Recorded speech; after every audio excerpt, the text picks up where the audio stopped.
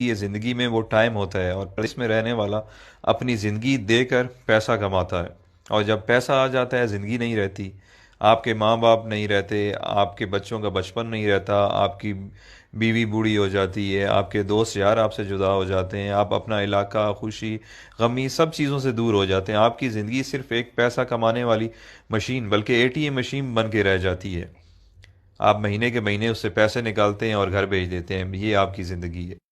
پردیسی بندہ جب 1 2 سال بعد گھر واپس جاتا ہے تو اسے سب کی شکلیں تبدیل ملتی ہیں، بچے بڑے ہو گئے ہوتے ہیں، جو جوان ہیں وہ بوڑھے ہو گئے ہوتے ہیں، اور اس سے بڑا ظلم کیا ہوگا کہ وہ جب واپس آتا ہے ملک سے، آتے ٹائم گھر والوں کو کہتا ہے اچھا میں چلتا ہوں، 2 سال بعد فلاں مہینے میں آؤں گا۔ اس سے بڑی زیادتی اور کیا ہو سکتی ہے؟ اتنا مجبور ہے کہ 2 سال بعد اس کو آنا ہے، وہ اپنی مرضی سے آ جا بھی نہیں سکتا۔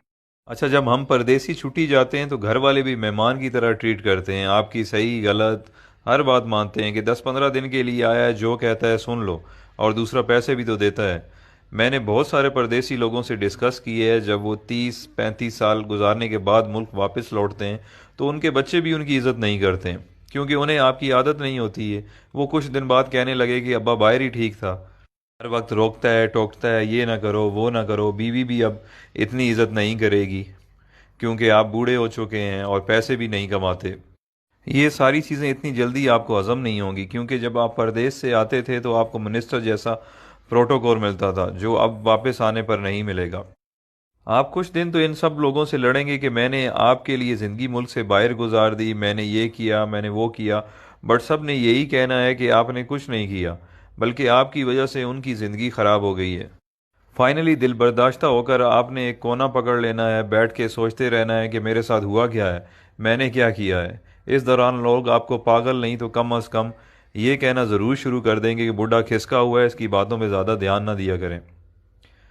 آخرکار لوگوں کے بیہیویئر رویوں کو سوچتے سوچتے آپ حقیقت میں پاگل ہو جائیں گے اور اپنے خالق حقیقی سے جا ملیں گے۔ یہ ہے پردیسیوں کی زندگی کی سٹوری، جس میں خود بھی شامل ہوں۔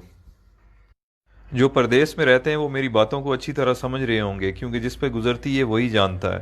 اب آپ مجھے بتائیں اچھا فیصلہ کیا ہے؟ ایک طرف پیسہ اور صرف پیسہ ہے، اور دوسری طرف زندگی جس میں ماں باپ ہیں، بچے ہیں، بیوی ہے، دوست یار ہیں، اپنا ملک ہے، سب کچھ ہے۔ اللہ تعالیٰ نے ہمیں اتنے عظیم لیڈرز دیے تھے جن کی وجہ سے ہمیں اپنا ملک مل گیا، بٹ اس کے بعد بدقسمتی سے ہمیں اتنے بے ضمیر لیڈرز ملے ہیں کہ ہم اس ملک میں رہ نہیں سکتے۔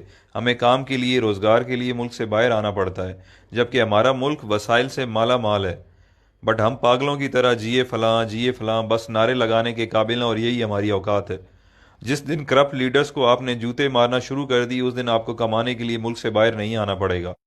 یہ کرپٹ لیڈرز اپنی اولاد کی غیر موجودگی میں علاج تک نہیں کرواتے، اور ایمانداری سے پردیس میں ایک محنت مزدوری کرنے والا غریب انسان اپنے ماں باپ کے جنازے پہ نہیں پہنچ سکتا۔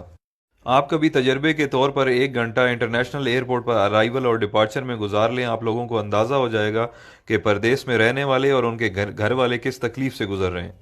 یہ ساری باتیں کرنے کا مقصد ہرگز یہ نہیں ہے کہ میرے پردیسی بھائی آج ہی نوکری چھوڑ دیں اور اپنے ملک واپس چلے جائیں۔ میں صرف یہ سمجھانا چاہتا ہوں کہ آج سے پلاننگ کریں اور باہر رہتے ہوئے کوئی چھوٹا سا کام اپنے ملک میں شروع کر دیں، تاکہ کچھ عرصے بعد اپنے ملک واپس آنے کے قابل ہو جائیں۔ آئی مین کہ اتنے وسائل ہو جائیں کہ آپ واپس آ جائیں، کیونکہ 30 سال بعد بھی آپ کو پاکستان واپس جا کر کوئی نہ کوئی کام کرنا پڑے گا گزارا کرنے کے لیے۔ تو آج سے کیوں نہ شروع کیا جائے؟ سب سے اہم چیز جو ہے وہ ہے آپ کی ڈائریکشن۔ فار ایگزامپل، آپ پنڈی کی طرف منہ کر کے چلنا شروع کر دیں اور آپ کی خواہش کراچی پہنچنے کی ہو، آپ جتنی بھی جان مار لیں آپ نہیں پہنچ پائیں گے، کیونکہ آپ کی ڈائریکشن غلط ہے۔ تو سفر شروع کرنے سے پہلے اپنی ڈائریکشن درست کریں۔ آپ جیسا سوچیں گے، جیسا چاہیں گے، اللہ تعالیٰ اسی سے آپ کو نوازے گا۔ تو بڑا سوچیں، بڑا خواب دیکھیں۔ جب دینے والے نے کوئی حد، کوئی پابندی نہیں لگائی تو ہم خود کو کیوں لمیٹڈ کریں؟ بزنس ہو، ایجوکیشن ہو یا نوکری ہو، سکسیس آپ کو اس فیلڈ میں مل جائے گی، بٹ دیکھنا یہ ہے کہ جس کی جستجو آپ کر رہے ہیں یا جو خواب آپ دیکھ رہے ہیں اس کی اہمیت، ویلیو کیا ہے۔ اگر آپ کی خواہش پڑھ لکھ کر سرکاری نوکری کرنا یا ٹائی والی نوکری حاصل کرنا جسے آپ وائٹ کالر کہتے ہیں، یا آپ بزنس اس پرپس کے لیے کر رہے ہیں کہ چلو سکون ہوگا، کچھ کام نہیں کرنا پڑے گا، تو بھائی آپ کے خواب بہت چھوٹے ہیں۔ دنیا میں بہت کچھ ہے۔ کام ایسا سلیکٹ کریں کہ اگر آپ منزل پر پہنچ جائیں تو آپ اپنے اور اپنے گھر والوں کے ساتھ ساتھ خاندان، محلے، گاؤں، شہر اور معاشرے کے لیے فائدہ مند